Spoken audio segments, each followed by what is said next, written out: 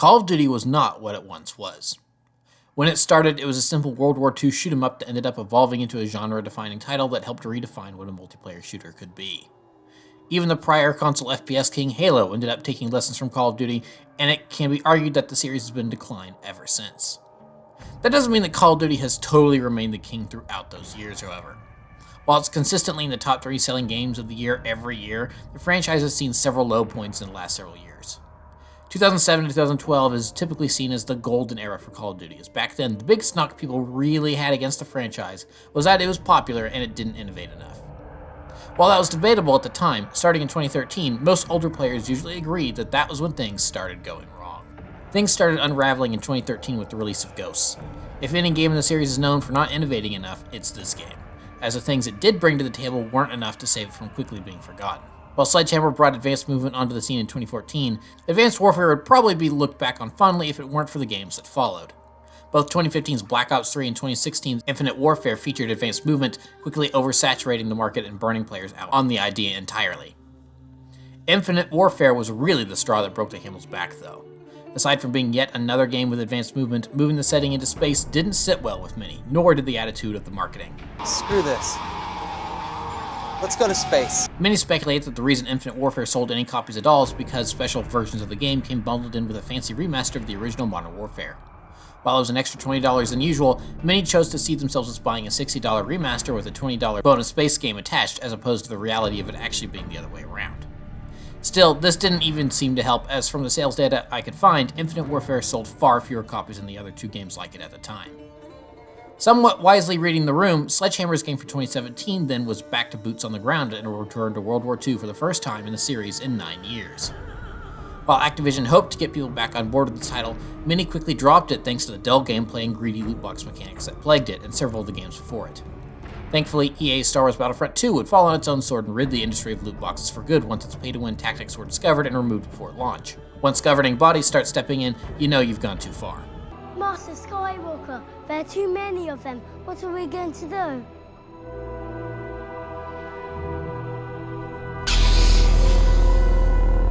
So while the series was still selling, its critical reception with fans was continuing to dwindle. Outrage even ensued in 2018 when Black Ops 4 was announced to be ditching the traditional campaign mode altogether and replacing it with a Battle Royale mode to compete with the rising PUBG and Fortnite. How far things had fallen in a single console generation.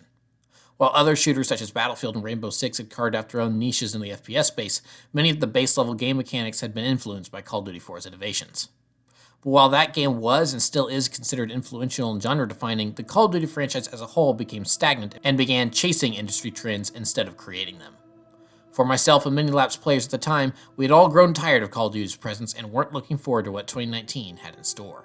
While Infinite Warfare's campaign had been a massive improvement over Ghosts, it still had many major flaws, and the multiplayer and zombies modes were not well received by most. So with 2 back-to-back misses, the confidence in Infinity Ward at the time was not very high. However, behind the scenes, something was brewing. After years apart from the studio, many developers that had left Infinity Ward after Jason West and Vince Zampella had been fired in 2010 ended up coming back. Not only that, but staff from Naughty Dog also made the jump to Infinity Ward. From the lead gameplay director having been involved since the inception of the series, to the narrative team learning key lessons from their time spent in space with Reyes and the crew of the Retribution, Infinity Ward had finally licked its wounds from almost a decade earlier. Prepped with a new engine that had been in development for 5 years, a freshly invigorated team, and something to prove, Infinity Ward set to work on something that they hoped could reinvigorate both the franchise and the player base. And given what would follow is reportedly to be the best-selling Call of Duty game to date, I think it's safe to say they succeeded. While I've talked about the game as a whole before and have happily played it for the last 3 years, it's time to dive into the core of what makes this game so great. So without any further ado, it's time to finally take a look at the grand redemption of Infinity Ward, the game that in my eyes put Call of Duty back on the right track, and arguably my favorite game in the franchise. The reboot to Modern Warfare.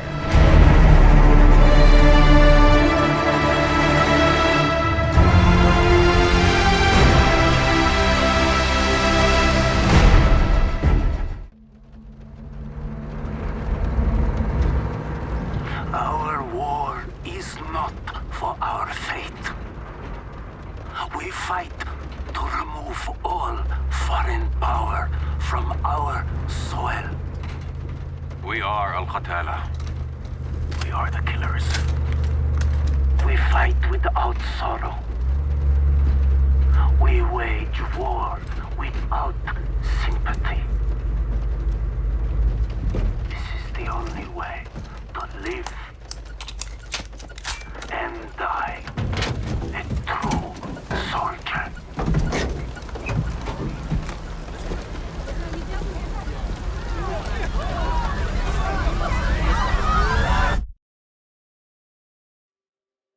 Right off the bat, we have a perfect intro that immediately sets the tone. This isn't some silly nonsense about exoskeletons or zombies. This is a gritty and back-to-reality reboot for modern warfare. We start properly with a CIA operative codenamed Alex being inserted into Verdansk. Alex and a squad of Marines are looking for a shipment of chlorine gas that a rogue Russian general named Barkov has been using. Given that the use of this gas is illegal, the CIA wants to grab the shipment so it can be tied to Barkov and Russia will be forced to shut him down. This opening mission is perfect, as the eerie aftermath of an airstrike really sells the horrors of 21st century warfare.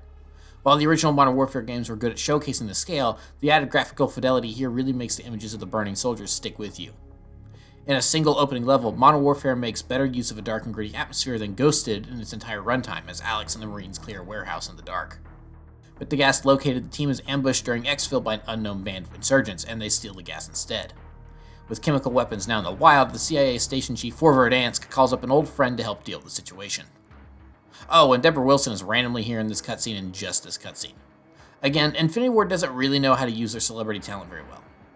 But moving on, we switch to London as Sergeant Kyle Garrick and his fellow officers are working on putting a stop to an unknown terror threat that's about to strike the city. Thanks to the intro prologue, we know this doesn't work out very well, and pretty soon Piccadilly Circus is turned into a war zone. In terms of opening levels, these are great, as it brings us right back to the level design I plotted back in CoD 4 with the more open environment.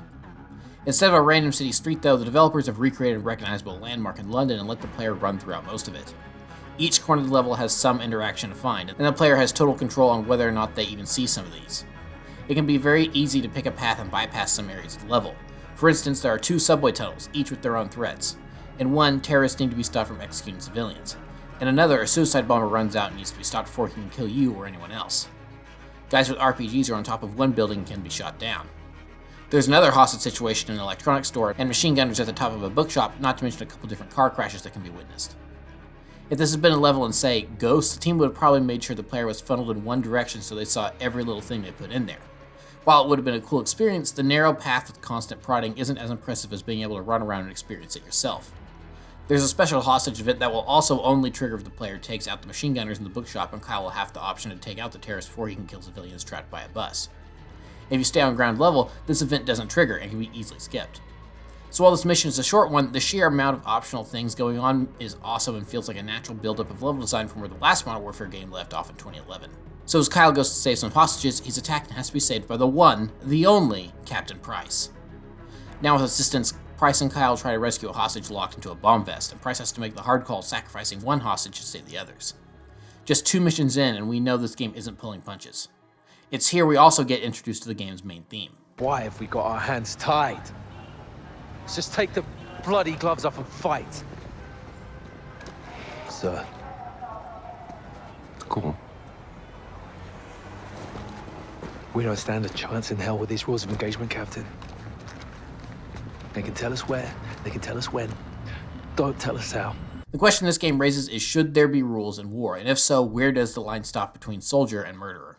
We'll talk about this more as the game continues, and that serves as a good segue to our next batch of character introductions. The CIA believes that the same group that attacked London also stole the gas, so Alex heads to the fictional Middle Eastern country of Urzikstan to find out. The Al-Qatala terrorists aren't the only faction operating in the country, however. Urzikstan is under brutal martial law by General Barkov and his forces. Fighting against them is Al-Qatala, but fighting against both of them is the Urzikstan Liberation Force. To many in the West, there is no difference between the two groups. To those on the ground, though, there is a clear difference. Both the Russians and Al-Qatala fight without rules. The Russians hang innocent civilians to prove a point, while Al-Qatala conducts terror attacks across the globe to try and get foreign powers to leave them alone. The Urzikstan Liberation Force, however, fights only to get foreign powers out of their country, and they do it on the high road. While they often have to conduct stealth operations against Barkov's forces, they don't target civilians in their country or any others. With so many factions operating in the same place, it's clear that Infinity Ward was influenced by the civil war in Syria that's been waging for a decade now. Just looking through the list of different militia groups that are still operating there today can make anyone's head spin.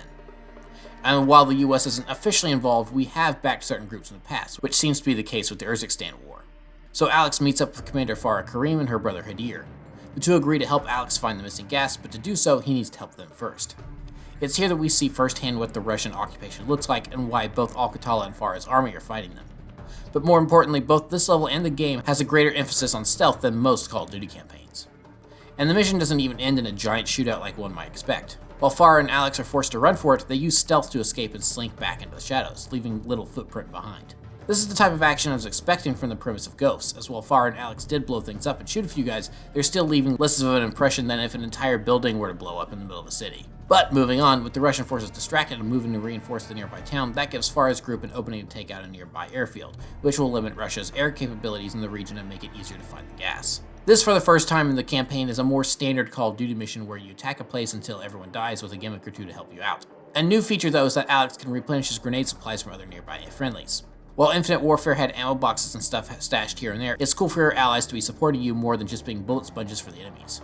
So with the airbase down, Alex needs intel on where to find Al-Qatala's leader so he can find the gas. Thankfully, Kyle's squad knew where the terrorists had been staying in London before the attack, and so the Brits head over there to clean house. This is one of the coolest missions in the game, as instead of throwing a million warm bodies at you, there's only a handful of bad guys in a small confined space. The name of the game is slow and methodical to take out the terrorists, and they're not the only ones on site. Unlike in most Call of Duty games, you won't be directly penalized if you shoot a civilian. It's up to the player to check their shots and make double certain that a target is genuinely hostile. And they will try and trick you. What might seem like a hostage is actually an enemy, and all bets are off once they pick up a weapon. Giving you an advantage is the fact that the house is in darkness, and you have night vision goggles to aid you. One of the things I love about this game is that it takes several ideas and gameplay concepts from the original Modern Warfare games and improves or iterates on them. So here, as opposed to when NVGs were lightly used back in Call of Duty 4, this game builds entire missions around using them as opposed to them being an additive thing. These night vision goggles make it too easy. And on top of everything, these enemies are built differently on a technical level compared to other grunts in the game. If you shoot someone in an area that's not generally considered an immediate kill shot, they'll slump to the ground and writhe around still alive as they bleed out. But after killing bad guys and saving babies, Price and Kyle managed to get a location on the Wolf, the leader of Al-Qatala. This is probably a good place to bring up how stupidly pretty this game is, especially the pre-rendered cutscenes. This one shot of Farah and Alex blocking out the sun almost looks real, and you'd be forgiven for thinking it was. And since this is a reboot of Modern Warfare, we get to meet another old friend in the return of Sergeant Griggs. This is a level in the game that probably feels the most nostalgic overall, as instead of iterating and improving on something the original Modern Warfare games did, we're simply rolling with Griggs the Marines through a war-torn Middle Eastern building. Instead of a TV station like in Charlie Don't Surf though, this is a hospital. But while feeling familiar, there's still a few new things going on, as tripwires are everywhere and will need to be disabled before you can progress or maneuvered around. Disabling them gives you a free grenade though, which you can send right back at the terrorist that planted them. And so in a twofer, Alex manages to capture the Wolf and save 3 captive Marines. At least Griggs managed to actually catch the bad guy making a speech this time. Yeah, score 1 for military intelligence. So with the Wolf in custody, he's moved to the US Embassy in Urzikstan for transport to the UK for trial and interrogation. Before Captain Price and Kyle can get there though, the second in command of Al-Qatala, the Butcher, leads an assault on the embassy. The escape helicopter is shot down, meaning that everyone will need to find a new way to leave. This mission is probably my favorite in the game.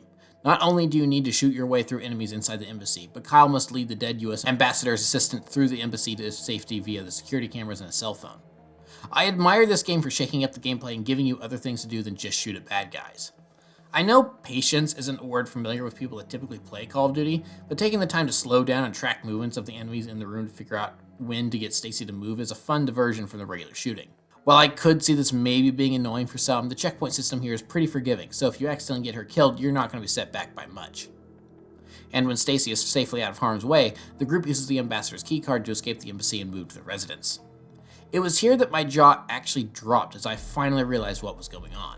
The way wars are fought had changed since Modern Warfare 3 was released. So a big part of Infinity Ward's strategy for this game was to make a story that felt as if it could be ripped out of the headlines in a post-2011 world. This means they take direct inspiration from things that had happened in the last 10 years, with the case in point here being that the embassy mission is a recreation of the Benghazi disaster in 2012. This is what I imagine people playing Call of Duty 4 in 2007 felt like, as they're playing a game that is mirroring recent history that they lived through and can remember hearing about on the news. For me, being someone that can remember watching the coverage of Benghazi in 2012 as I was getting ready for school, the tone of the game took on an even more eerie feeling than it already had as the militants made their way through the darkness towards the residential compound. Another reason I like this level so much, it doesn't keep you contained to the compound. At one point, Kyle, Hadir, and the Marines have to attack a house that Al-Qatala is using to launch mortars from. From start to finish, the mission is constantly evolving and the level design always feels nice and open. From the starting fight in the embassy to leading Stacy through it to protecting the residents to taking out a mortar team, there's plenty of variety at play here. Price and the gang even get air support to help fend off attackers. However, Al-Qatala succeeds in rescuing the Wolf during the assault. To try and find him, Price and Kyle search known hiding spots inside the city while Farah, Hadir, and Alex set up an ambush along the only way out of the city. Now, this is where the use of recent historical events to inspire parts of the game maybe backfires a tad. This next mission is known as Highway of Death and takes inspiration from another real event. If they try to escape to the mountains, there is only one road, Tariq al-Mut, the Highway of Death. The Russians bombed it during the invasion, killing the people trying to escape. While the game uses this as another way to show how evil Barkov's tactics are and seems to line up with reality, this is an event that can actually be traced to the Gulf War, in which a convoy of defeated Iraqi forces withdrawing from Kuwait were repeatedly bombed by American and other coalition forces. Many claim that refugees were part of this convoy, not to mention that the Iraqi forces didn't have much way of defending themselves. Many have taken issue with the changing of history in this regard, and I'm mixed on it myself. On one hand, it does seem to be shifting blame in one historical event and placing it on another country that wasn't involved. However, this is fiction and is an entirely separate event in a made-up country merely inspired by true events. If anything, it's just an extra incentive for people to do some research and learn something on their own. Not to mention the game never paints the US as an all-good savior that can't do any wrong in the game, which we'll talk about later. So as it stands, I think the inspiration here is fine since it's not actually whitewashing history, and this is also another really great mission. Again, taking inspiration from Call of Duty 4, many were quick to paint this as a blatant copy-paste of one shot, one kill, when that can't be further from the truth. While it's clearly inspired by that iconic moment, this mission takes that initial concept and moves it forward and turns it into something new. While in the original mission it was very hard to miss Sakayev given that most of the mission was scripted, here the player has complete autonomy and has to make decisions on when and where to pull the trigger. Thanks to wind and distance, the player has to make an active choice as to how much to compensate for both. Plus, the player doesn't have to remain in one place and can reposition when needed. I'm also just impressed by the sheer scale of how large this map is. The area you're shooting at is actually a long way away and you can tell by when the enemies get closer to you. Also, the sniper does more damage than regular guns since it's a higher caliber round, so that's cool. But by the end of the mission, it's revealed that Hadir was the one that stole the gas and had been planning to use it against the Russians. This is a cool twist, and one that you could see coming if you were paying attention. While Infinity Ward cleverly makes sure that Hadir is wearing a different uniform when the gas is stolen, he's using the same weapon configuration as later on. Plus, there's little subtleties in the performance that tip you off to things over time. First, Hadir's suspicious to see Alex when he shows up at Urzikstan, but he's an outsider, so that can easily be read as him just being distrusting of a newcomer.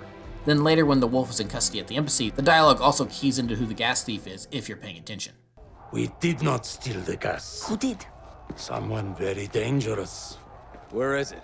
I wish I knew. The butcher is outside. Fitting that Hadir enters immediately after the question about the thief's identity is raised. And this is a great moment to bring up how well the characters are written in the game overall and how good the setup is. Over the course of the game, we've gotten to know Farah and Hadir pretty well. Farah states pretty plainly that she detests the use of the gas. The invaders of my country have no regard for human life. The gas kills all things, even food and our gardens. If you use these tactics, you are my enemy. No exceptions? None. For most of the game, you think that Hadir is on the same page, but we quickly come to understand why he isn't in an excellent flashback mission. The game cuts to 20 years earlier when Farah was a child and Russia first invaded the country. After her mother is killed in a bombing, Farah and her father flee to their home during the first gas attacks, and he gives his children advice on how to progress moving forward. Hadir, you be strong for your sister now, okay? You keep Mama here and you keep this clear. That's how we survive. You understand? Yes, Papa. As they're about to leave, though, they're confronted by a Russian soldier. He shoots the father, and together Farah and Hadir manage to overpower him and get ready to leave. But then in their grief, Hadir gets conflicting information from their dying father. What do we do? You survive. Whatever it takes. Never back down.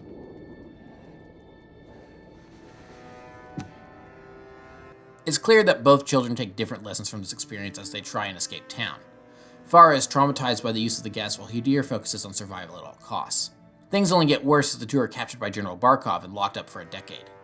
Farah manages to get messages out to the rest of the world about what Barkov is up to and unites the other children who were taken to lead a prison revolt once they're old enough. But while a younger Lieutenant Price comes to their rescue, the evidence of the gas is destroyed. Unable to do anything else, Price leaves the Karim siblings to move on and form their own militia to fight the Russians with a parting message. Even war is a high ground. Stay on it. But clearly Hadir doesn't understand this message, and it only becomes more muddied as he interacts with the wolf.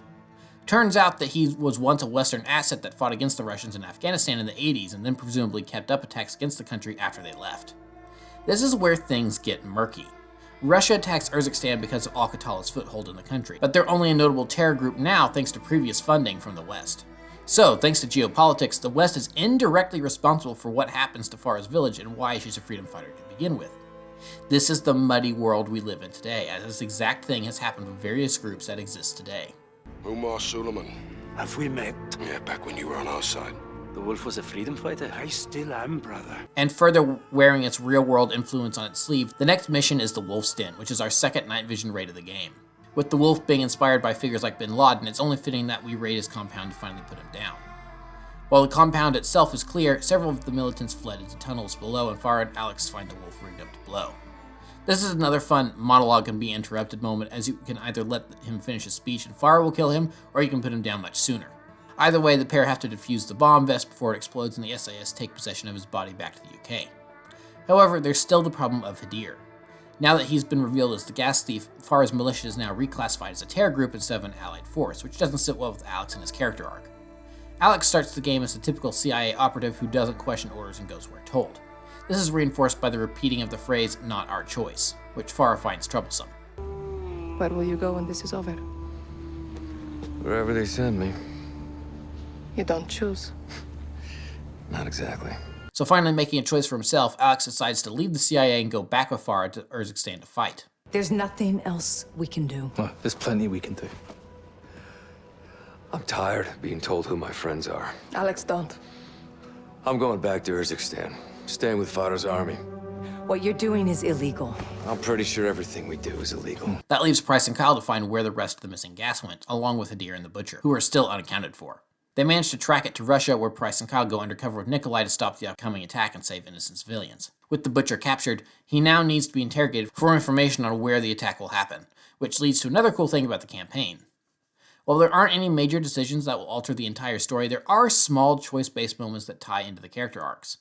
For Farah, she has various responses to Barkov's interrogations, and based on how well the player is able to avoid being waterboarded, it can either save or take another character's life. Let me make this perfectly clear. I call the shots.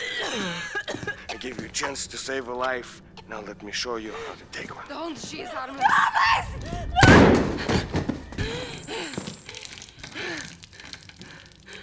Congratulations, Farah. You saved a life. With Kyle, he has a few moments of choice of his own. The first comes during the embassy as the Butcher holds a boy and his father outside the bulletproof glass. If the player does nothing and refuses to let the terrorists in, then the Butcher executes both of them. However, if the player tries to save them, opens the door, the Butcher immediately shoots Kyle dead and the game restarts from the last checkpoint, creating a no-win situation. The next choice-based segment for Kyle is the Butcher's interrogation. With it not going well, Price tells Kyle to grab the package from Nikolai. Bargaining Please let chips us go! We know nothing! for negotiation. Perhaps the Butcher will have a change of heart. After bringing the Butcher's wife and child to Price, the player has a choice to either assist in the interrogation or sit it out. The player is never penalized for sitting out the interrogation, and the game continues on with Price having gotten the intel himself. If the player does participate though, this leads to several things happening. First, Kyle is given a revolver. When the Butcher stops answering questions, the player can fire it either at him or his family. Nothing happens though, as the gun wasn't loaded.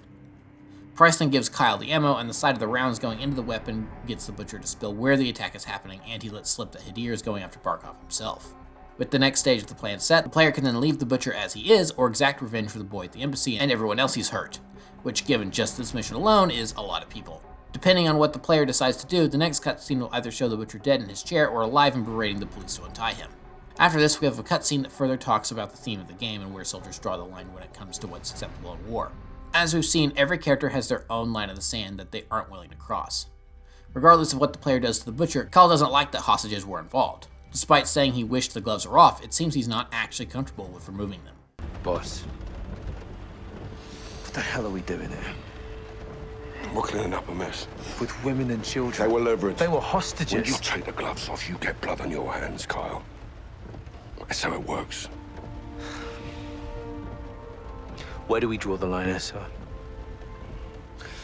You draw the line wherever you need it, Sergeant.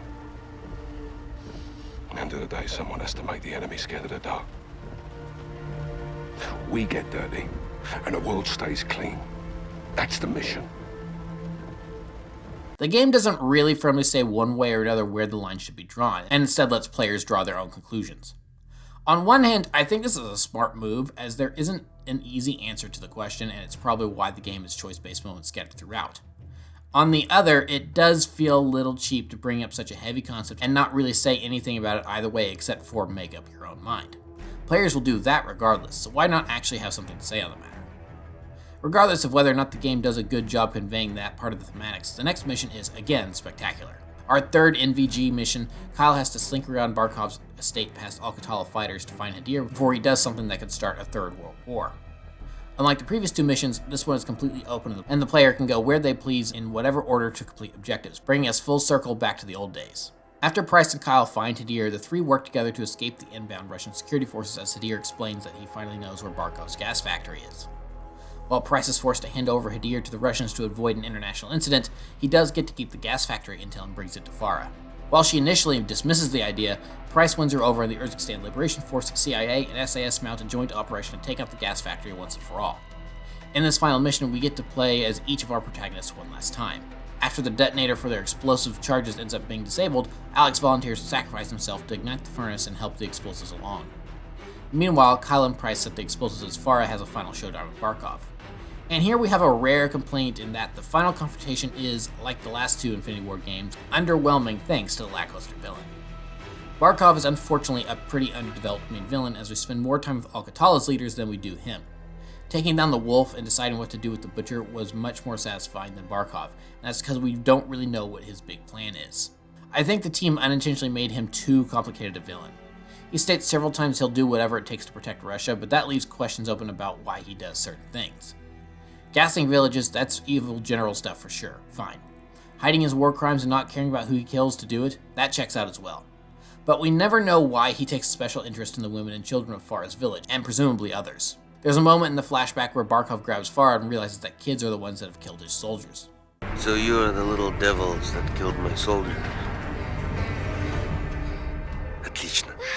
He says perfect, as if that's going to work well with some plan he has. That's villain setup 101. My first thought here is that he was going to turn them into child soldiers or something. Instead, it seems like he just keeps them in prison for a decade and that's all. So why kidnap them? What's the point of that? All we needed was one line in the interrogation segment or Farah to explain it to Alex in a cutscene. In order to make his intervention in Urzikstan legitimate, I could also see him forcing the women and children into publicly denouncing their family members as terrorists, and if a young Farah stood up against Barkov and led others to do the same, that would help develop her into a leader of the imprisoned kids and eventually her militia. But we don't get any of that, which makes the story feel like it's missing something. I don't know if there's dialogue I missed if you stand there idle and that explains it at some point, but it's a weird thing to be missing in a game that's otherwise handled almost perfectly. But while I think that's a serious complaint to levy against the game, the rest of it's done so well I can look past it.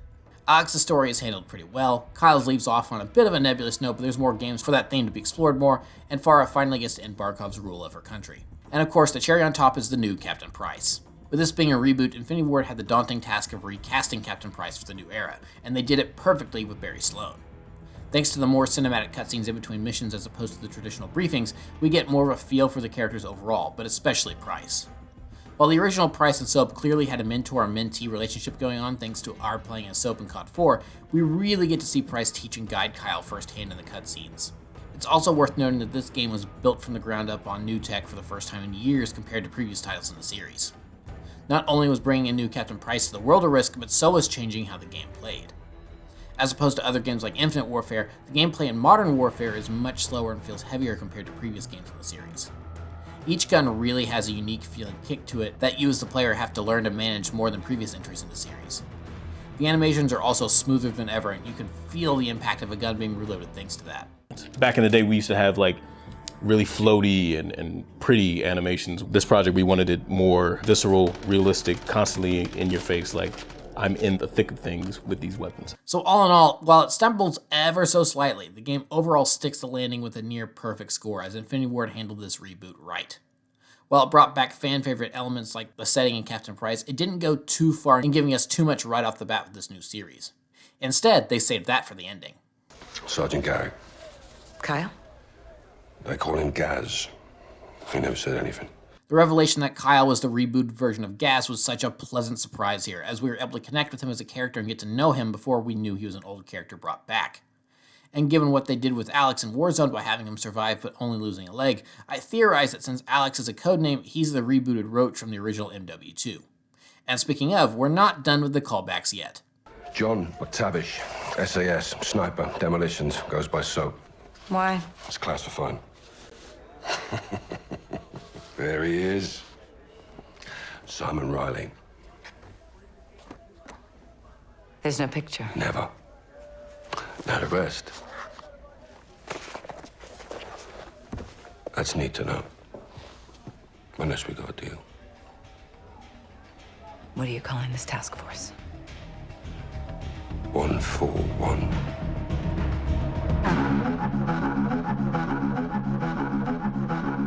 And with that, the campaign ends, setting us up for the future. While the story would continue slightly with a rebooted Khaled al-Assad taking over Al-Qatala and invading Verdansk and Warzone to allow Viktor Zakhaev to try and nuke the place before Treyarch just went and did it themselves, it remains to be seen just how much of that, if any, will count towards the story of the new Modern Warfare 2. Either way, by the time this video is out, I'll probably already be playing the new campaign and be eagerly anticipating the full launch on October 28th. It's been a crazy ride to get here, but the fact I am excited in the first place is thanks to Modern Warfare 2019 being the perfect redemption story not just for themselves, but for the Call of Duty brand as a whole. While some games like Ghosts and Vanguard come along to diminish the name, people know to always pay attention when a Modern Warfare game is released. From the inception of the series in 2007 to now, there isn't really another shooter series out there in terms of what they can do with their single-player campaigns. While other games like Battlefield have tried to mimic that style to various levels of success, Infinity Ward easily outclasses everyone when they're at their best, including the other Call of Duty developers. As of this writing, it remains to be seen how Modern Warfare 2 will turn out, but I'm optimistic that at least for the campaign, we're hopefully in for something special once more. And you can be certain that once I've had time to digest it, I'll be back with another deep dive into the new campaign as well. So until then... Bravo 6. Going dark.